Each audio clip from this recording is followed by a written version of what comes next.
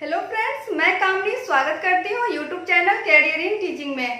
तो आज हम थॉर्नडाइक का थ्योरी करने वाले हैं ट्रायल एंड एरर लर्निंग, त्रुटि एवं प्रयास का सिद्धांत।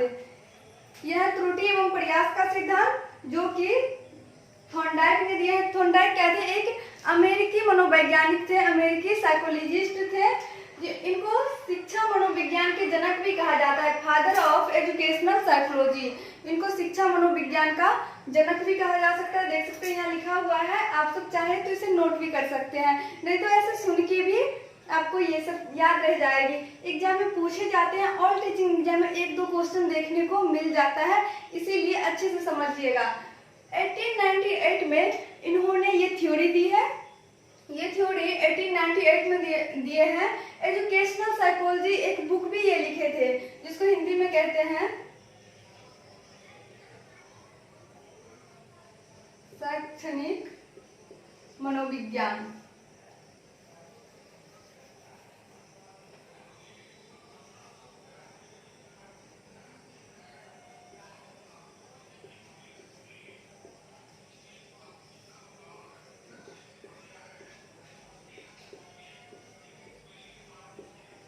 ये बुक कब लिखे थे?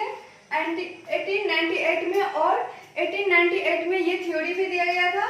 1913 में एनिमल्स इंटेलिजेंस एक बुक लिखे थे। ये दो बात आप याद रखेंगे, कभी कभी पूछ लिए जाते हैं। शैक्षणिक मनोविज्ञान का जो बुक है एजुकेशनल साइकोलॉजी, ये कब लिखे थे और किसने लिखे थे, तो आपको पता होना चाहिए। थॉर्नडाइक 1898 में ये बुक लिखे हुए थे। और सीखना, इनके थ्योरी में है कि सीखना उद्दीपक और प्रतिक्रिया के बीच जुड़ाव का परिणाम है। ये किस पे? और आप इससे पिछला क्लास सब में देखे होंगे, जो पेवलोव थे, ये कुत्ता पे प्रयोग किए थे, एक्सपेरिमेंट किए थे। और इससे पहले वाला जो क्लास हुआ था उसमें स्किनर जो थे वो चूहा और कबूतर पे, रैट और पिजन पे प्रयोग किए थे, एक्सपेरिमेंट किए थे। और थॉर्नडाइक जो है वो बिल्ली पे प्रयोग किए हैं, बिल्ली पे एक्सपेरिमेंट किया। बिल्ली को क्या किया गया था? 24 घंटे तक, पूरे दिन रात 24 घंटे तक, 24 आवर्स भूखा रखा गया था। एक बिल्ली को 24 घंटे तक भूखा रखा गया था।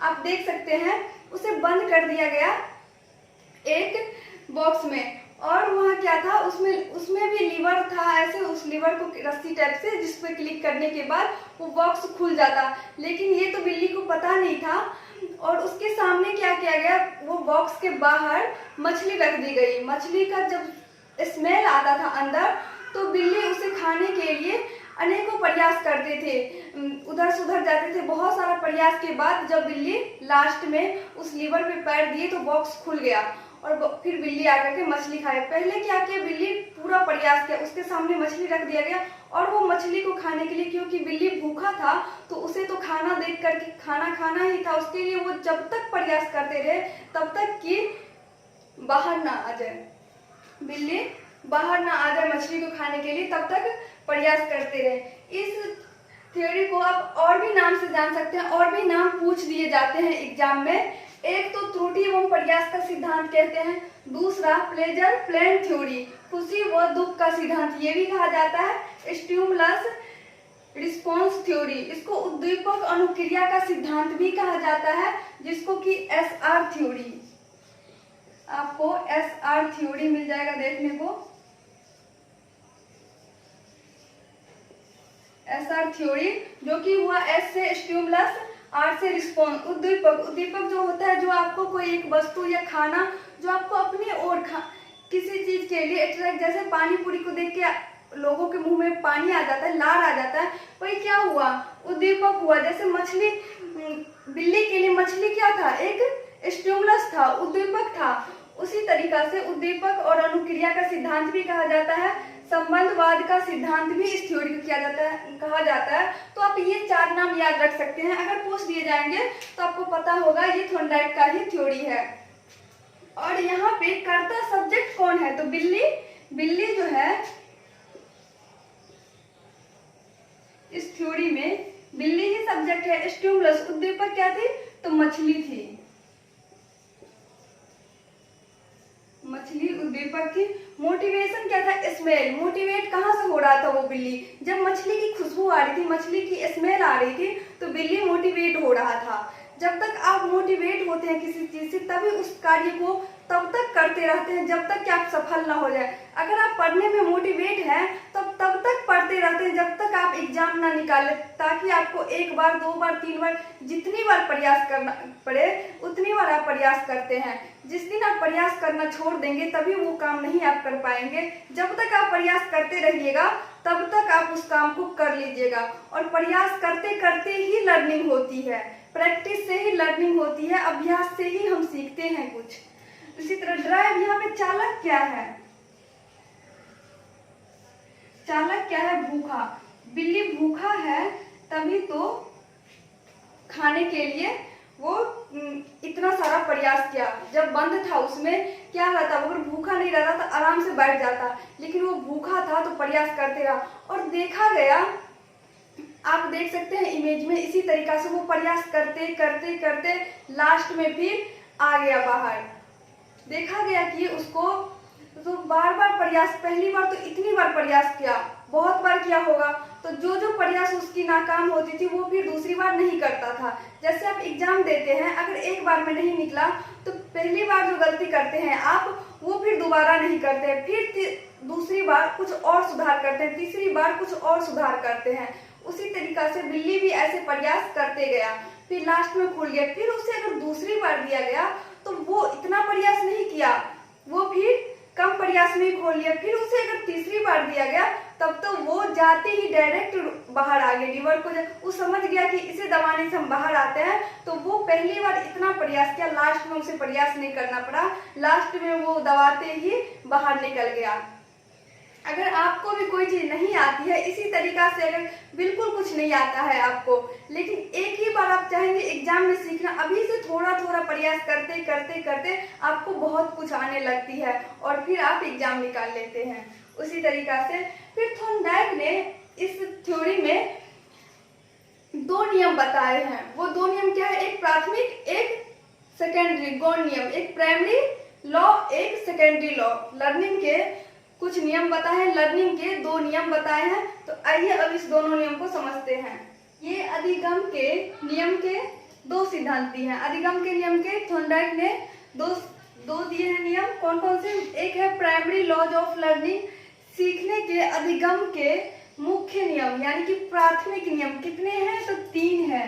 प्राथमिक नियम 3 है। सेकेंडरी लॉज ऑफ लर्निंग, अधिगम के गौण नियम कितने हैं? तो 5 है। सेकेंडरी 5 है और प्राइमरी 3 है। अब कौन कौन से है प्राथमिक में? तो लॉ ऑफ रेडीनेस, तत्परता का नियम। दूसरा है लॉ ऑफ इफेक्ट, प्रभाव का नियम और प्रभाव का नियम। और तीसरा है लॉ ऑफ एक्सरसाइज, प्रयास का नियम या अभ्यास का नियम, इसको बोल सकते हैं प्रयास का नियम। उसके बाद गौण में है, इसे एक एक करके सबको समझेंगे। तो गौण में है बहु प्रतिक्रिया का सिद्धांत, लॉ ऑफ मल्टीपल रिस्पॉन्स, बहु प्रतिक्रिया का सिद्धांत। जिस तरीका से बिल्ली कितने प्रतिक्रिया किया बॉक्स के अंदर, बहुत सारे प्रतिक्रिया किया। Law of set of attitude, आपका एटीट्यूड कैसा है, मनोवृत्ति का सिद्धांत। Law of analogy and assimilation, सादृश्यता अनुक्रिया का नियम। लॉ ऑफ एसोसिएटिव शिफ्टिंग, साहचर्य परिवर्तन का नियम। इसे एक एक करके समझते हैं ये सारे नियम को। ये तत्परता का नियम होता क्या है? जब तक आप किसी कार्य को सीखने के लिए तत्पर नहीं है तब तक आप सीख नहीं सकते हैं। जैसे आपको स्कूल भेज दिया गया, लेकिन बच्चा तब तक नहीं सीख सकता है। अगर आप किसी बच्चे को स्कूल भेज दिए, वो तब तक नहीं सीखेगा जब तक वो सीखने के लिए तत्पर नहीं है। और जब तक क्लास में शिक्षक तत्पर होकर उसे सिखाए नहीं, जैसे अच्छी अच्छी कहानियां अपनी सुना सकता है, इंटरेस्टिंग क्लास को इंटरेस्टिंग बना सकता है, इंटरेस्टिंग क्रिएट कर सकता है, बच्चे में इंटरेस्ट ला सकता है, इंटरेस्ट क्रिएट कर सकता है। उदाहरण दे करके ना समझे तो उदाहरण दे करके समझा सकता है। जब तक वो सीखने के लिए तत्पर नहीं होगा कैसे सीखेगा? तो नहीं सीख पाएगा। इसीलिए जब तक वो चाहे वो मेंटली, चाहे वो मानसिक रूप से, मेंटली या फिर मेंटली हो या फिर शारीरिक, फिजिकली,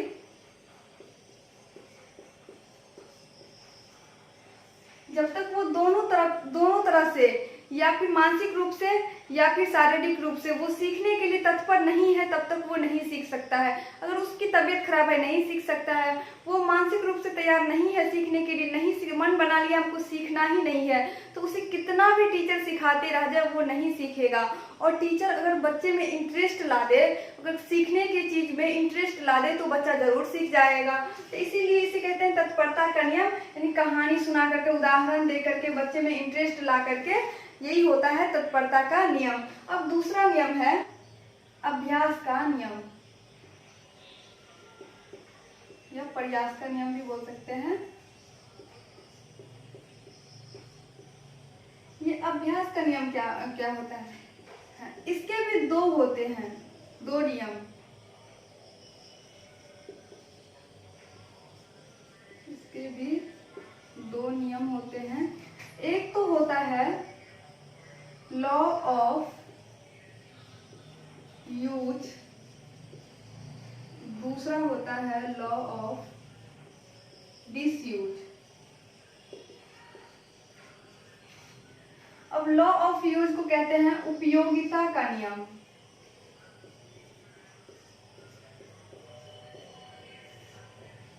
उपयोगिता का नियम, इसको कहते हैं अनुपयोगिता का नियम।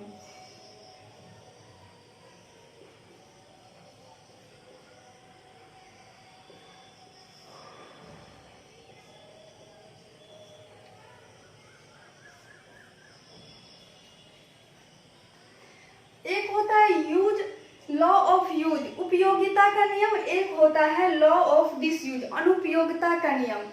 अगर आप जब तक किसी कार्य को प्रैक्टिस से ही तो सीखते हैं, सीखते कैसे हैं? जब तक आप प्रयास नहीं करेंगे, जब तक आप किसी कार्य को अभ्यास नहीं करेंगे, आप नहीं सीख सकते हैं। अगर आप उपयोग कर रहे हैं, अगर आप यूज कर रहे हैं, बार बार यूज करते जा रहे हैं, तो आप बेहतर सीखेंगे। अगर आप डिसयूज कर रहे हैं, नहीं सीख रहे हैं, तो आप नहीं सीख सकते हैं। अगर आप यूज कर रहे हैं तो आप बेहतर सीख सकते हैं। जब तक आप अभ्यास नहीं करेंगे तब तक आप नहीं सीख सकते हैं। अभ्यास ही सीखने का जड़ है।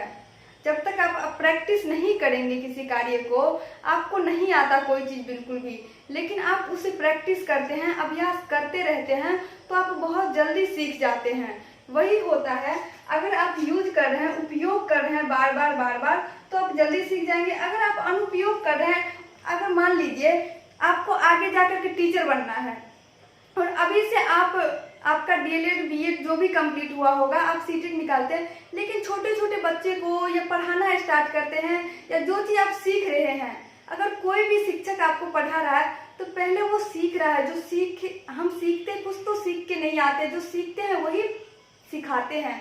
तो एक ही बार में आप चाहेंगे हमको टीचिंग आ जाएगी, एक ही बार में स्कूल में जाकर के पढ़ा देंगे, तो वो मुश्किल होता है थोड़ा सा। अगर आप धीरे धीरे, आपको आगे जाकर के एक शिक्षक बनना है, बच्चों को पढ़ाना है, तो आप धीरे धीरे अभी से पढ़ाना शुरू करते हैं, तो आप प्रयास करते करते उसको उपयोग में लाइए। अगर उसको आप सोचेंगे अभी करके रख देते हैं, 5-6 साल बाद एक ही बार जब जॉब होगी, जब जॉब लगेगी तभी पढ़ाएंगे, तो आपके लिए मुश्किलें होगी, दिक्कत होगी। अगर आप अभी से उसे उपयोग में लाएंगे, बच्चे को पढ़ाएंगे, तो फिर क्या होगी, वो आपके लिए ज्यादा अच्छा होगा। आप सीख पाएंगे और बेहतर सिखा पाएंगे, और बेहतर और अच्छे से आप सिखा सकते हैं। तो यही होती है, अगर आप उपयोग में उस चीज को, जो चीज कर रहे हैं, आप उसे उपयोग में बार बार ला रहे हैं, तो वो बेहतर होती चली जाएगी। तीसरा है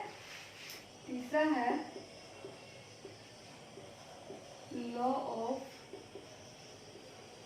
इफेक्ट, अभ्यास का नियम। इसका होता है प्रभाव का नियम, प्रभाव का नियम। देखिए प्रभाव का नियम क्या होता है। अगर आप कहीं कुछ सीख रहे हैं, उसका प्रभाव अगर अच्छा पड़ा तब तो आप सीखेंगे, अगर उसका प्रभाव अच्छा नहीं पड़ा तो आप नहीं सीखेंगे। इसे कहते हैं संतुष्टि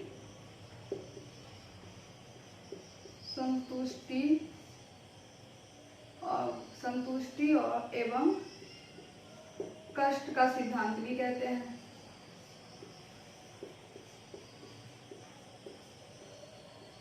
कष्ट का सिद्धांत या फिर इसे संतोष एवं असंतोष का सिद्धांत भी कहते हैं। यानी कि जिस कार्य को करके आपको संतोष मिले, संतुष्टि हो, आप तो वहां अगर सीखेंगे। मान लीजिए आप मोटिवेशन का वीडियो देखते हैं, बहुत सारे लोग होते हैं जो खुद को मोटिवेट करने के लिए मोटिवेशन का वीडियो देखते हैं। अगर आपके लाइफ में परिवर्तन आ रहा है, आप पॉजिटिव कर पा रहे हैं, पॉजिटिव सीख पा रहे हैं, अगर वो चीज आपके जीवन में पॉजिटिव प्रभाव ला रहा है, तब तो आप क्या करेंगे, सीखेंगे, जाएंगे वहां। अगर वो निगेटिव इफेक्ट किया, निगेटिव प्रभाव लाया, तो फिर आप वहां नहीं जाएंगे, नहीं सीखेंगे। वही होती है लॉ ऑफ इफेक्ट, प्रभाव का नियम। यानी कि अगर आप संतुष्ट हैं, अगर आप उस जो चीज आप सीख रहे हैं, अगर किसी के पास कुछ सीख रहे हैं, अगर उसका प्रभाव अच्छा पड़ रहा है तब तो आप सीखेंगे, अगर उसका प्रभाव अच्छा नहीं पड़ रहा है तो आप नहीं सीखेंगे। यही होता है लॉ ऑफ नियम।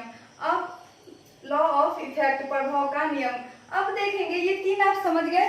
अब देखेंगे हम सेकेंडरी अधिगम का गौण नियम, जो 5 होते हैं, एक एक करके पांचों को समझते हैं। पहला है लॉ ऑफ मल्टीपल रिस्पॉन्स, बहु एवं प्रतिक्रिया का नियम। बहु एवं प्रतिक्रिया का नियम, ये जो प्रयास जो है, प्रयास एवं त्रुटि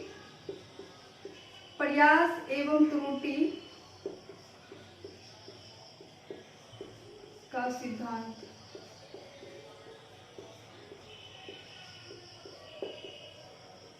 प्रयास एवं त्रुटि का सिद्धांत, ये इसी नियम पर आधारित है।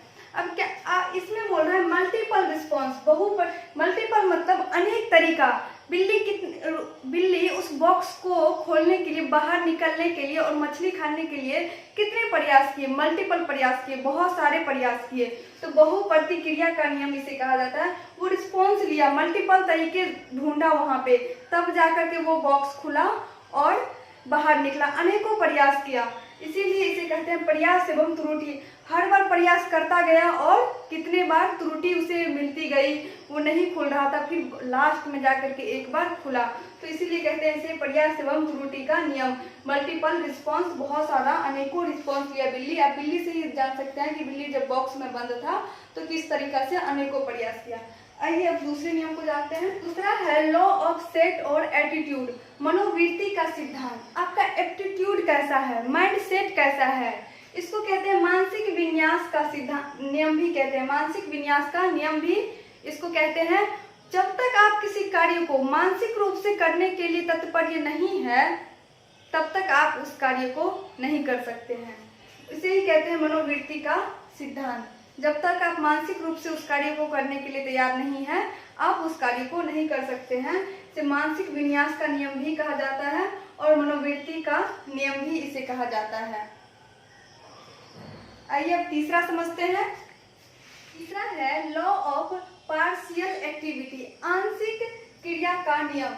ये आंशिक क्रिया का नियम क्या होता है? आप किसी बच्चे को एक ही बार पूरा चीज नहीं सिखा सकते हैं, उसे छोटे छोटे भागों में बांट के विभाजित करके सिखा सकते हैं। अगर आपका एग्जाम है तो अभी से थोड़ा थोड़ा प्रयास करते करते 2 घंटा 4 घंटा आप एग्जाम में अच्छा नंबर लाइएगा। आप चाहिएगा एक दिन हम 15 घंटा 20 घंटा तैयारी करके सीख जाए, वो पॉसिबल नहीं होता है। अभी से थोड़ा थोड़ा करके आप पहले से उसे छोटे छोटे भागों में, इस नियम के अनुसार छोटे छोटे भागों में विभाजित करने से कार्य सरल और सुविधाजनक हो जाती है।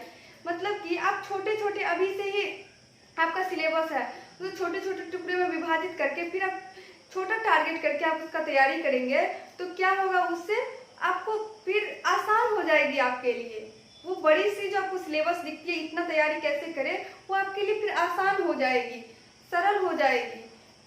तो यही है इस नियम में आंशिक क्रिया का नियम, जिसमें आप थॉर्नडाइक कहते हैं कि एक ही बार आप बच्चे को बहुत कुछ नहीं सिखा सकते हैं, उसे थोड़ा थोड़ा दे करके फिर अंश से हर की तरफ, पहले सरल से छोटे से फिर आप बढ़ाते जाएंगे।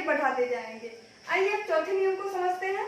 चौथा और पांचवा नियम में थोड़ा बहुत कंफ्यूजन रह जाती है, तो दोनों को अच्छे से समझिए।